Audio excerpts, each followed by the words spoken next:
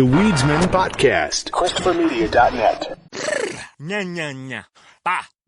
Ba. Babue. Zimbabwe. The broken Bunsen burner burns so bright. Jamie? Southeast Asian Peninsula. Hey, Jamie? Yes? I think the only line we need from you today is drivers who switch to progressive could say big.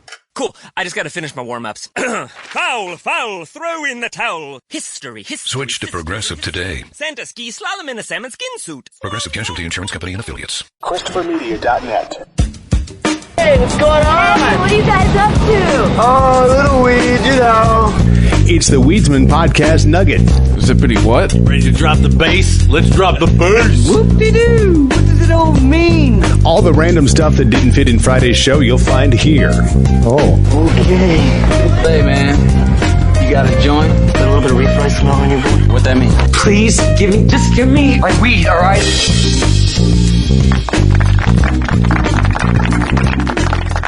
I'm making some investment in the studio. I ordered something that I've been having my eye on for a while, actual full-size digital grand piano. Whoa. Like, not a full body, but just the full scale of keys. Yeah. It's a real slim, like, Casio, but it's got the whole hammer action keys on it and everything. Oh, wow.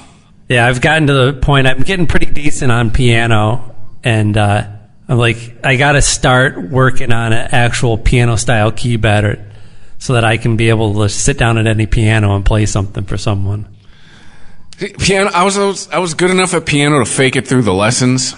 Yeah. And then it's like I can't sit down like I can't get down like Daryl from The Office. I can't do that.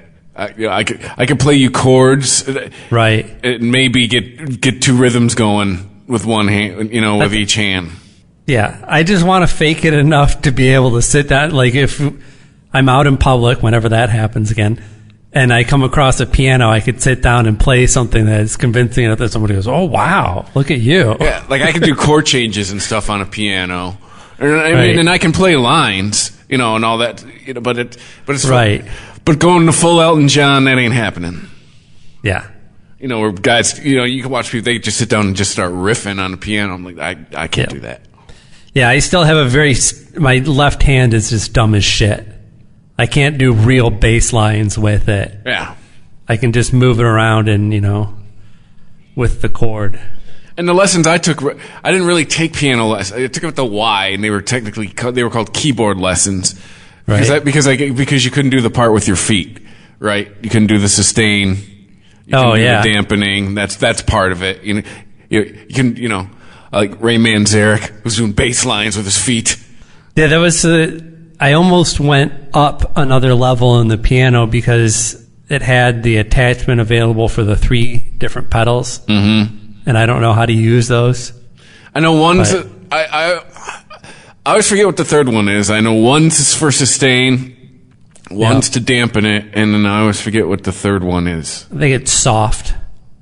So it's like halfway in between a dampened and sustained, I believe. So you get a little bit of ringing, but it's like that romantic style piano that you hear in like a Lifetime original movie. Yeah, the soft pedal. There you go. Or una corda. The sostenuto pedal, the sustaining, and then the damper. All right, yeah. Right. So one makes it quiet. Okay. And now we know. The soft's on the left, the sustain's in the middle, and the damper's on the right. Oh, the sustain's the middle pedal? Yes. I'll remember that. But yeah, I'm still looking for some sort of podcast project that I can do fuller audio production on. Sound effects and possibly original music. I don't know. Like a scripted thing? Could be scripted. I would imagine it be, either like, I don't know, like a fiction or a non-fiction scripted thing. A more produced piece. Trying to go full on Orson Welles? Possibly. Get your radio play on? Isn't that what Welcome to Night Vale is, essentially? It's an old radio show that's just a podcast, essentially. Those are, there's quite a lot of them that are becoming popular these days. A lot of the radio drama type of shows are coming back. Which, if you follow the timeline of history and podcast, it's just about right in the timeline. Yeah. So what music podcast going to show up in 20 years, 10 years? Right. Yeah, we found out this new thing where we just have guys do podcasts where they put a bunch of songs together and talk in between it. Yeah. And then something will come along 100 years into podcasts and start killing the podcasts. Telepathy totally killed the podcast. Yeah, and they start just putting the chips right behind you, right in your temple. And yet it's always the same thing. It's just, delivering information in the form of, audio. Mm-hmm. But every time there's a new medium, people have to completely reinvent it. It's just a new way to deliver it. Yeah. But it's the same thing. Yeah, I mean, it's like Quibi's probably on the right path. They're just generations ahead of where they should be. Our attention spans aren't that short yet. Well, right. I mean, we've seen the transition of we are the MTV generation, right? Oh, absolutely. So we've seen it in real time where videos, all the videos on MTV all of a sudden have these really quick cuts.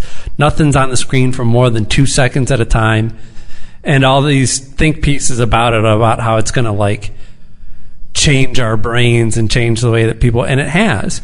Everything is more fast paced now. The pacing of just a television show is way different than it was 20 years ago. But it's kind of a more generational thing. It's not like, streaming's hip now, so everyone's going to change the way they watch. No, their taste will still be for a half-hour sitcom, an hour-long drama. They just are finding that content in different ways. Yeah. I mean, my grandkids will be, totally changed by the way they view content, and that'll determine what the next generation looks like. But that movie I shared with you guys in the Unregimented chat, The Social Dilemma, did you get a chance to check that out? I wish I did. I meant to at least watch some of it, so I would have an understanding of what the premise of the film was. Well, just one of the things they brought up in it was the Generation Z are the first generation to get on social media in middle school, and it's fucking them up. Yeah. As far as self-esteem and all that, yeah. Well, that's part of what. Was it Cuties, the Netflix thing that was getting all the attention? Because I didn't watch any of it, but I guess it's a French film about young girls that enter in beauty pageants. And a lot of the content of the film revolves around the sexualizing of young girls. And people are protesting it and saying hashtag cancel Netflix because they're like, I can't believe that Netflix would endorse child pornography in this way. Not understanding that depicting is not necessarily endorsing. Well, so Netflix is money. Well, it's like saying I'm going to cancel, Tom Hanks because Saving Private Ryan is about war, and I can't believe that he would promote war. That's horrible. No, the story's about war, and it's also about the horrors of war. Just like this is about pageants and the fucked up shit that goes on in pageants. It has to depict the sexualizing of children in order to get its message across, but it's not doing so with the intent of glorifying it. It's more people being offended by something they haven't even seen. Yeah. Goes on a lot nowadays.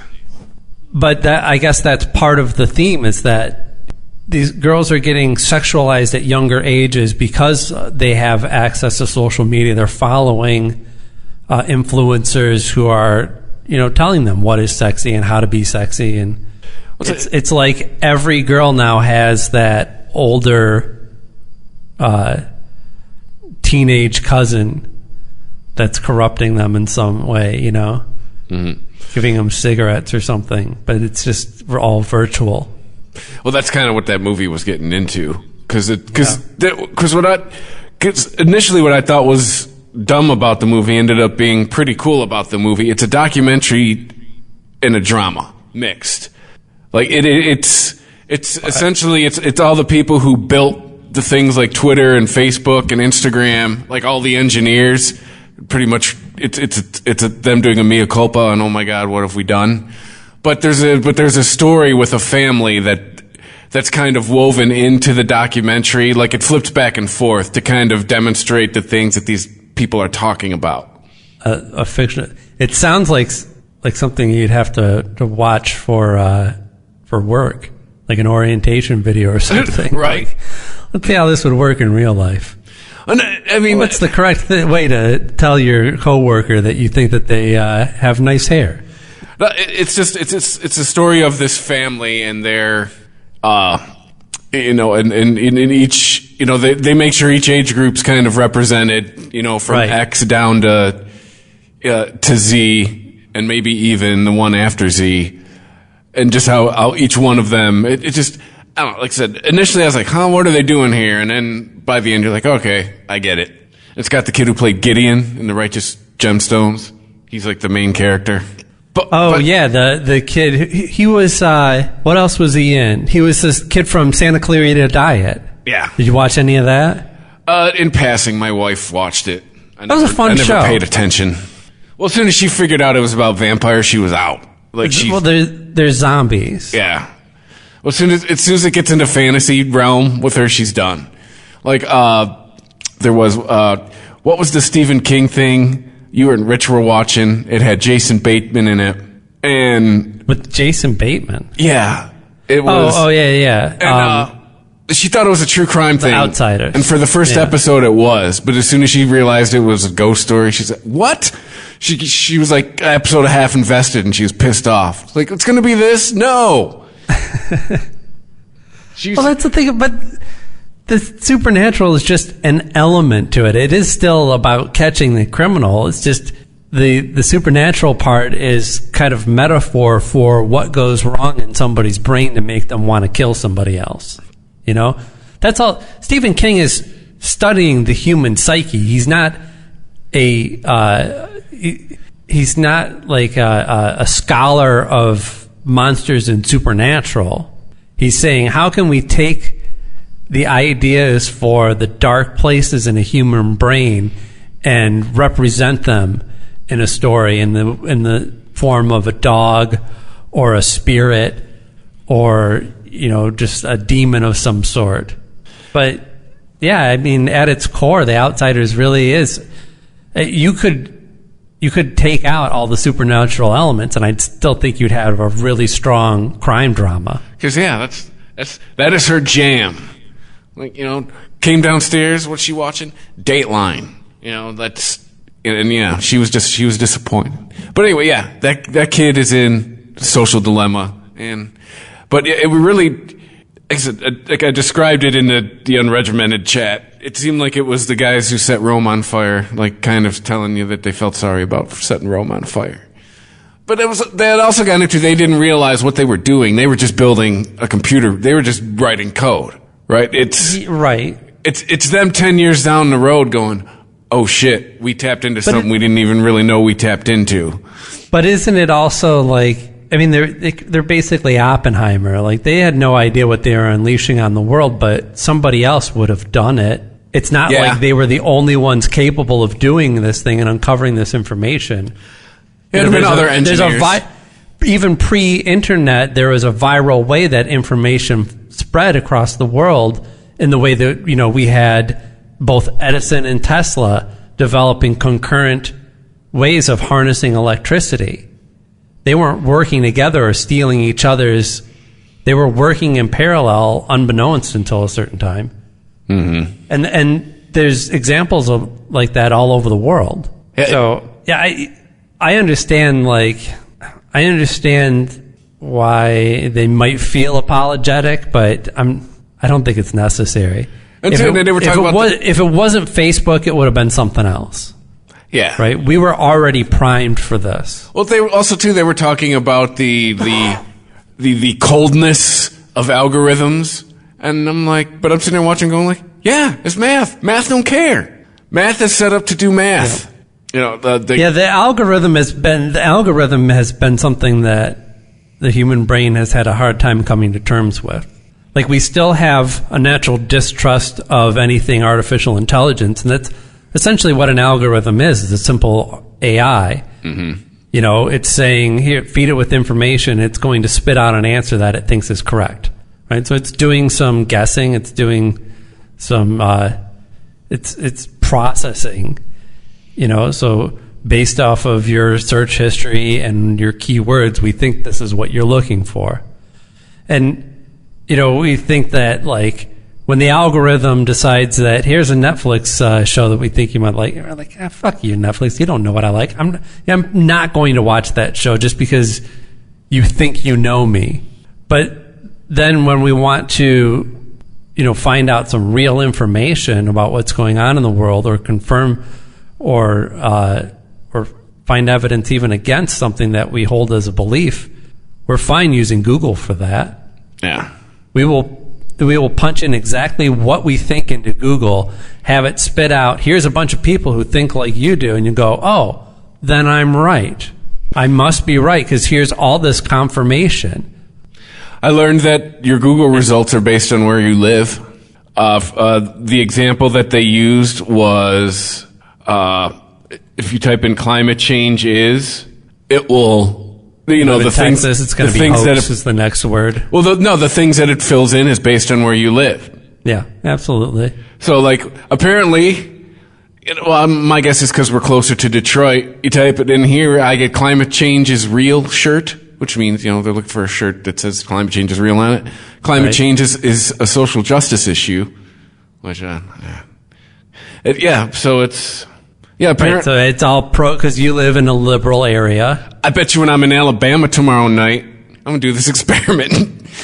Yeah, but I'll be on a college campus. I'll be near Auburn University. Well, because that's all this Google and social media and everything. All the internet is doing is speeding up the feedback loop.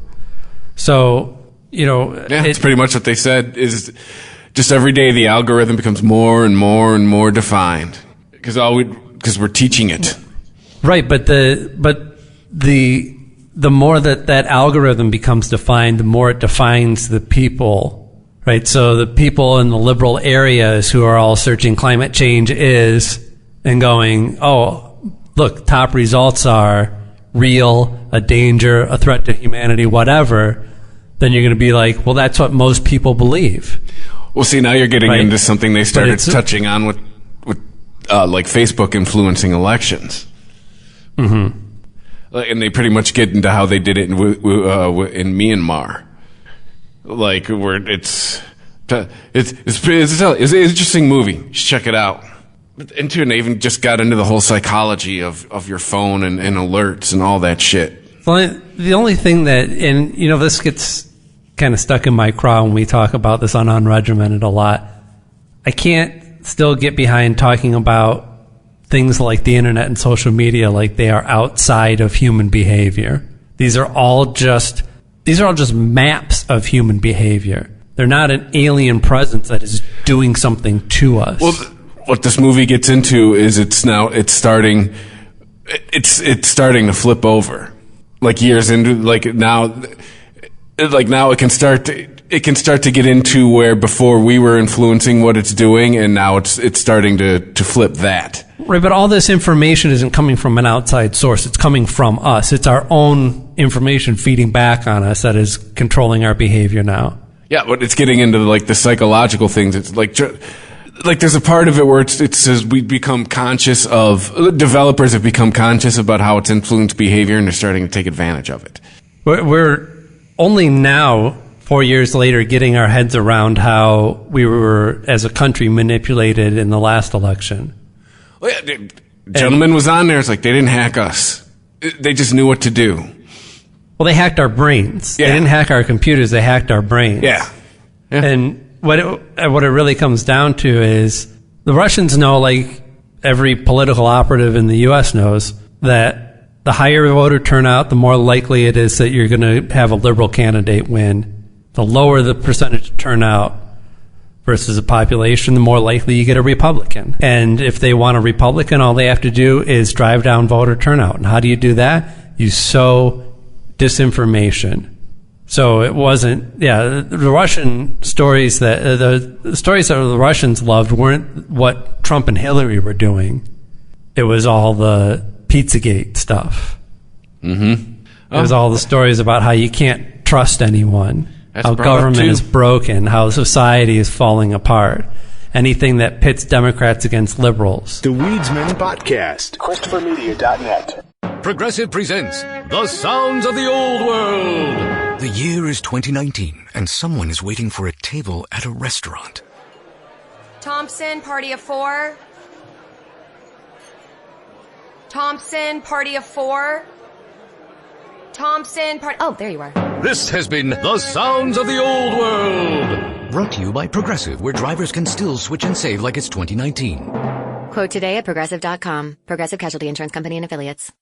You heard you could save big when you bundle home and auto with Progressive, so you went online to check it out. But then you saw a link for a survey about which type of bread you are. And now you're on question 17, barely scratching the surface of your bread identity. You always thought of yourself as a brioche, but are you actually more of a pumpernickel?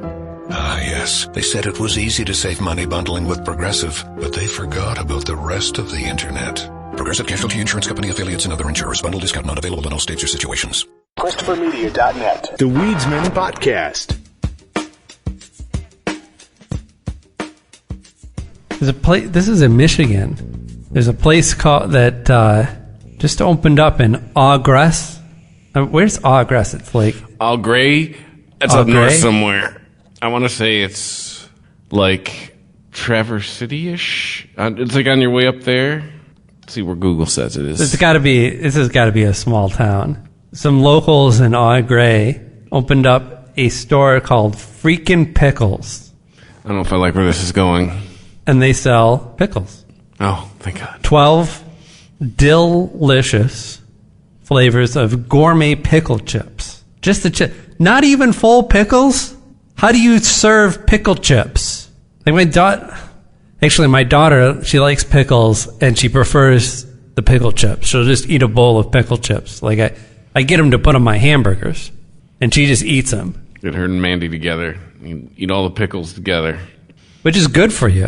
Oh, that's right. Au Grais is a little bit north of Bay City. Like it's on the other side of it's across from the tip of the thumb, kind of. Like that kind of area. Either way you slice it, I can't imagine that they have enough pickle chip lovers to keep this place afloat. Like a specialty restaurant like this is something that you're used to seeing in a big city. A place out in the middle of nowhere has to be more flexible, like you can specialize in pickle chips, but you also better sell the burger to put it on. I mean, they're on Lake Michigan, so they probably got the tourist thing going on. Okay, yeah. Oh, wait, this is a franchise? Yes, there's more than 60. Whoa, wait a minute. There's freaking pickles all over Michigan. Apparently you get them at select stores. This is more of a upper Michigan thing. But there is one place in the Detroit area. Let's see, where is this? Oh, wow. Bet you it's in Ferndale, Royal Oak. No, this is right up the street from me. Where is this? Telegraph and Joy. That's not far from me at all. Oh, wow. Yeah. That's Dearborn. One in Redford. I could get some freaking pickles. There you go. Your daughter would probably like them. Sure, but I buy them for $1.50 for a big jar from the Aldi's. And if I gave her, what was it? There's some flavors in here. Double dill, old-fashioned dill, garlic, hot garlic, extra hot garlic, bread and butter, hot bread and butter, horseradish, sweet and thick and sweet. Thick and sweet, yes, thank you. Sweet heat, flaming dill, and veggie mix. Yeah. Oh, my wife would be all over that. She makes me buy that shit at the store, and then she eats it, and I'm like, how can you eat that? So you have a jar. Just pickle chips, you're saying? No, like this veggie mix, this pickled veggie mix. Oh, I don't know. Is there something other than pickles in the veggie mix? Oh, yeah. It's cauliflower, celery, carrots, and a small amount of pepperoncini and red peppers. They sell shit like that at Kroger, too. It's like on the top shelf. There's only in a jar? one row of it. Is it pickled? Yeah. Oh. My wife will do a shot of vinegar. I don't get it. It's good for you. Ugh. The brine is good for your immune system. I'm going to vomit. Yeah, my daughter will drink the pickle juice.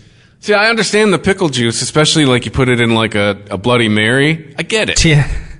Like she asked me, is it okay if I drink the pickle? I'm like, why would you ask me that? And she's like, well, it makes mom puke.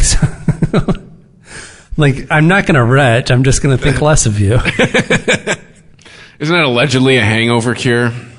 It sounds like it. Probably crack an egg into it. I just heard. I mean, I never tried it. My ample opportunities for that are long gone. I've never tried any hangover cure save having a big greasy breakfast with lots of eggs and bacon. But allegedly, the vinegar and Or the brine liquor. like do something in you. Allegedly, I don't know. I For me, good hangover cure. Well, besides a bottle of water and a J. That's a good one. Yeah. Well, no, it was just the preventative the night before. Like, you gotta remember to take a couple Tylenol and slug a whole bunch of water before you go to bed, and you generally wake up fine. Because the hangovers, it's just dehydration. That's absolutely, and I totally agree with you, but the mindset of somebody who's going to make that calculation and prophylactically protect themselves from a hangover is probably just not going to drink to excess. No, because there were nights where I knew I was going to party and I had to get up, but I would like prep. I would make sure there was like a Gatorade on my nights, like on my my table next to my bed, and like in the Tylenol bottle. So it'd be there as a reminder when I was hammered. Like, oh yeah, do that. Because it was ideally, like you'd usually involve getting up for work. Right. I would think ideally you'd wake up in the middle of the night, or like you'd wake up at like 6, piss, take some aspirin, drink some Gatorade, then go back to bed for a couple hours, then you'd wake up fine. No, but this was for like mornings when I like had to leave at like 7 and I was rolling in at like 3. It's for those kind of nights. Burger King has another gross Whopper out. Yeah, so is this the Taiwanese one? Yeah, you saw this? Yeah. It's a chocolate topped Whopper. Where does the chocolate go?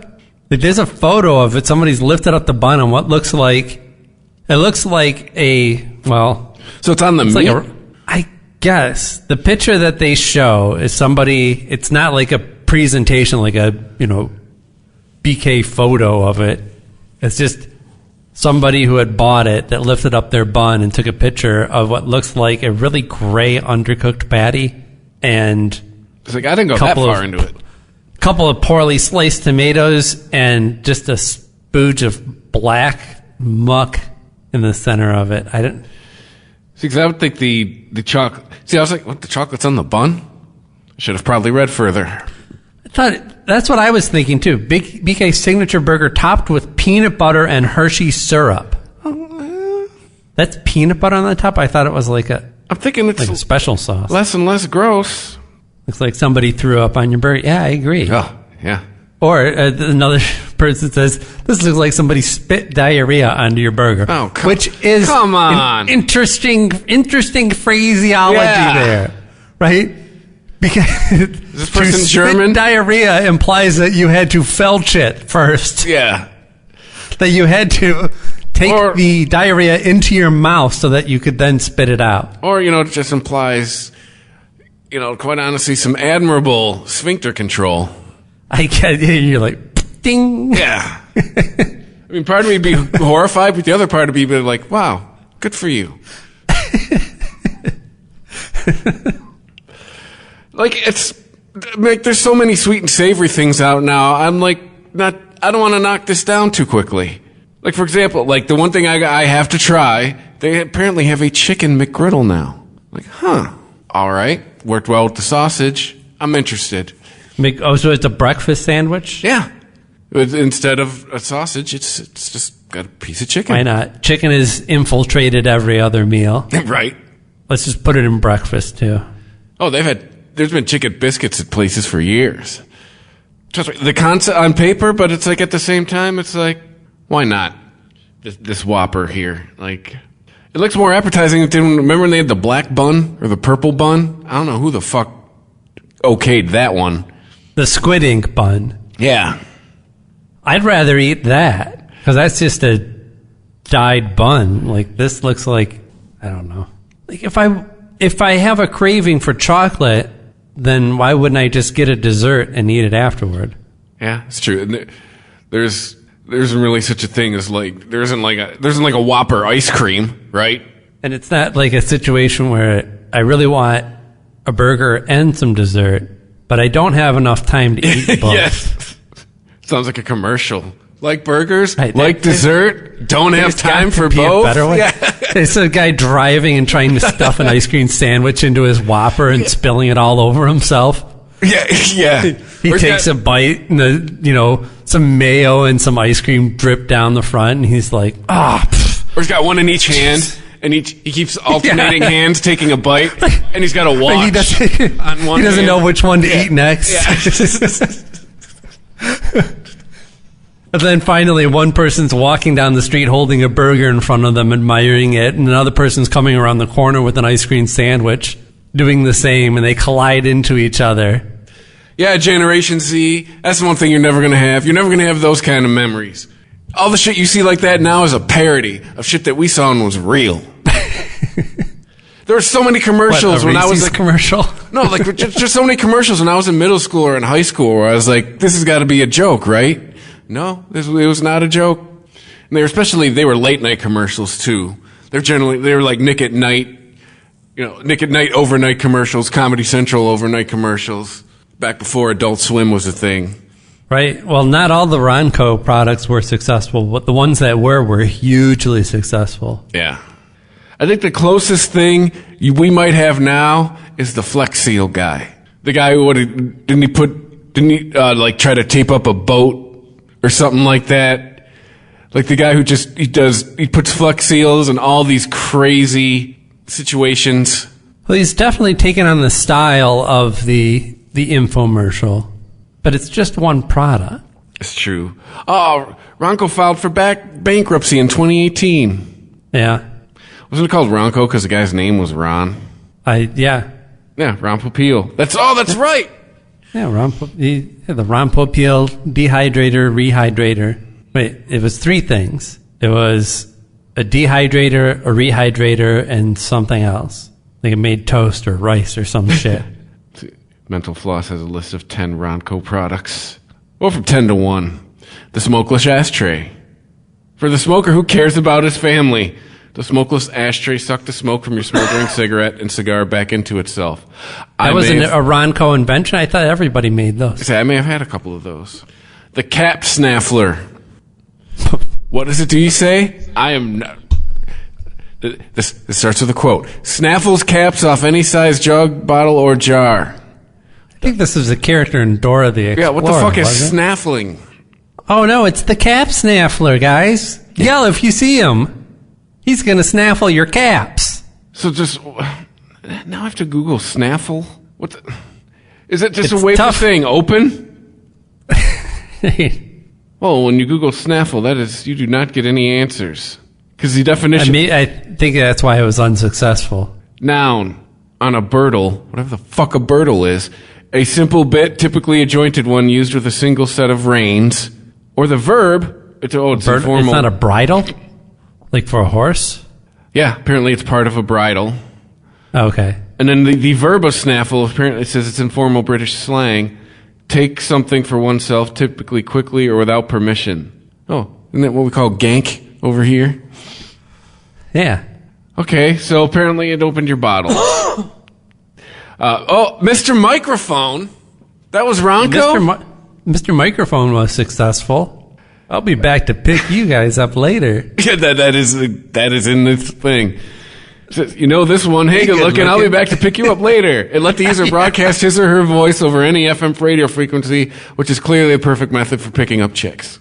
The London Air hosiery, the pantyhose that guaranteed in writing not to run.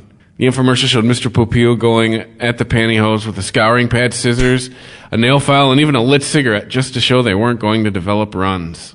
Number 6, the inside the shell egg scrambler. Oh, yeah. It's almost like a magic trick.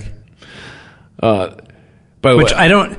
It's trying to solve a problem that you just don't have.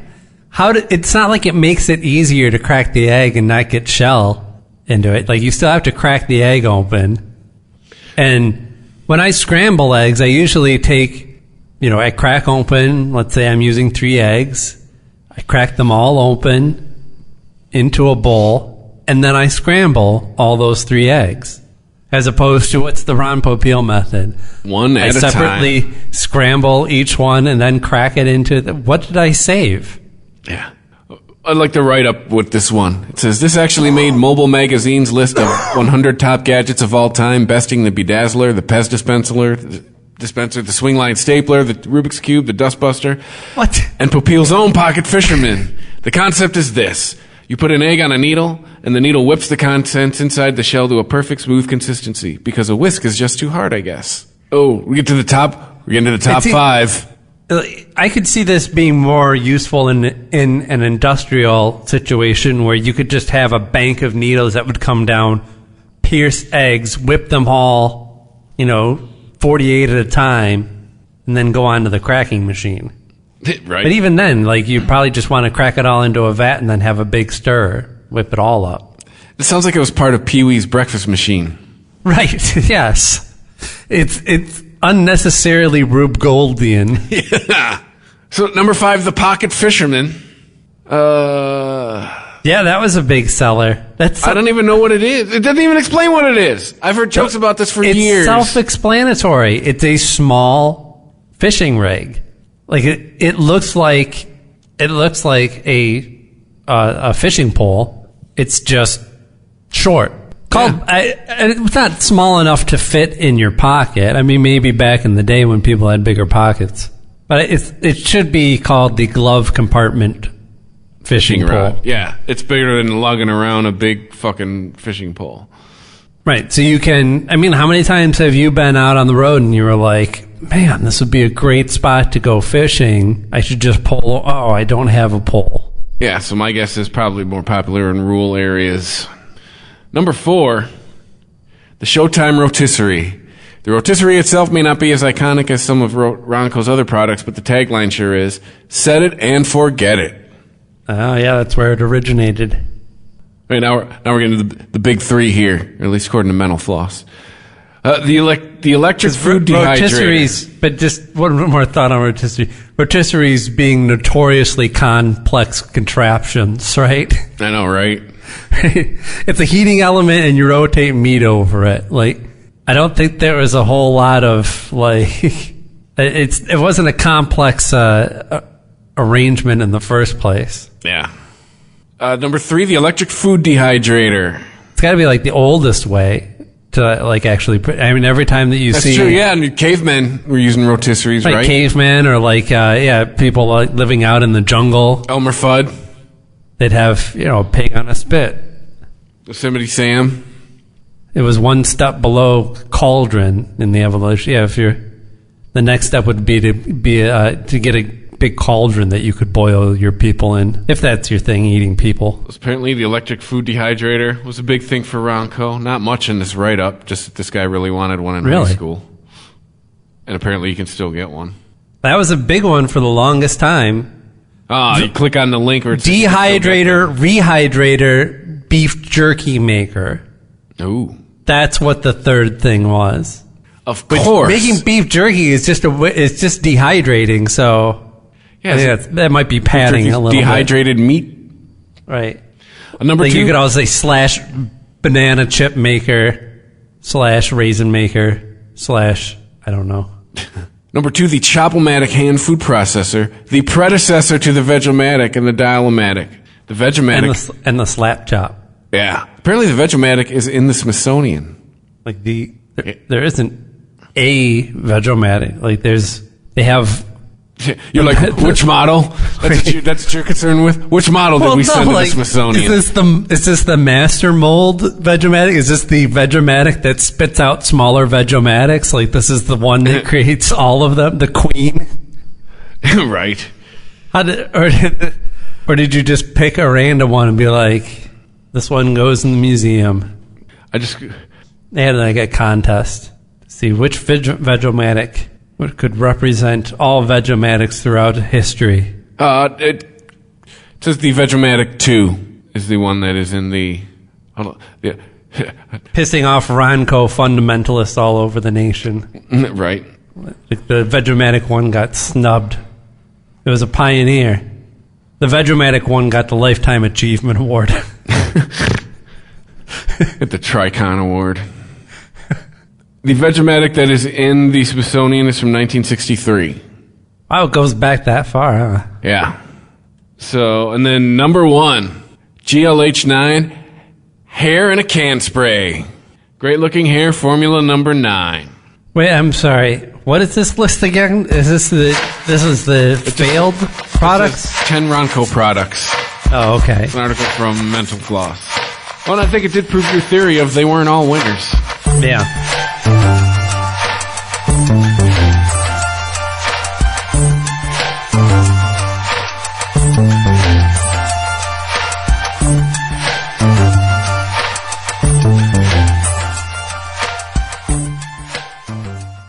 Still want to know what the fuck a snaffle is.